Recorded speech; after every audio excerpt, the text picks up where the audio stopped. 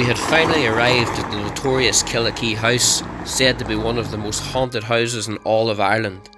The buildings you see are the steward's house and stables, which acted as a gate lodge to the grand mansion owned by Irish politician Lord Massey, as seen pictured here.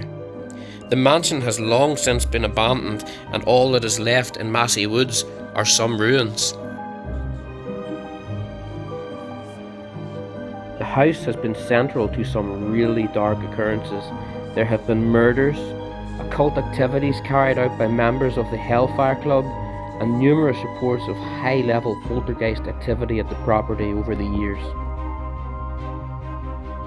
The purpose of our journey was to visit the Killakee cap painting and learn about the reported paranormal activity at the gatehouse. However, to fully understand the reasons that make the house such a hive for paranormal activity, we must first learn about the Hellfire Club.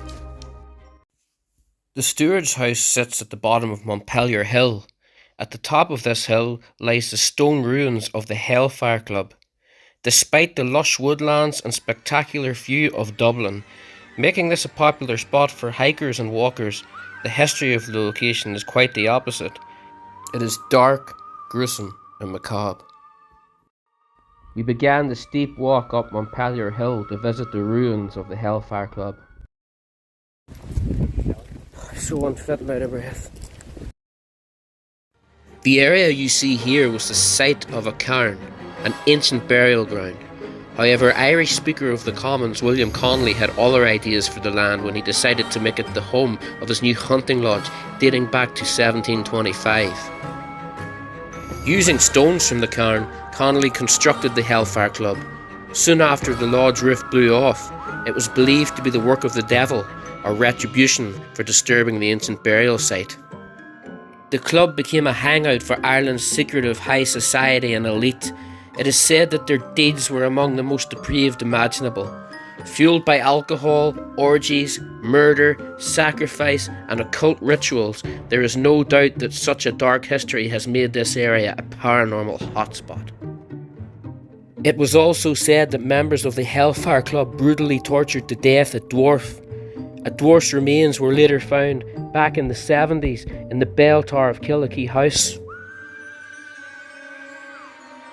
The club also shares a similar story to that of Loftus Hall in County Wexford, where it is said that a hooved figure believed to be the devil himself stopped by for a game of cards.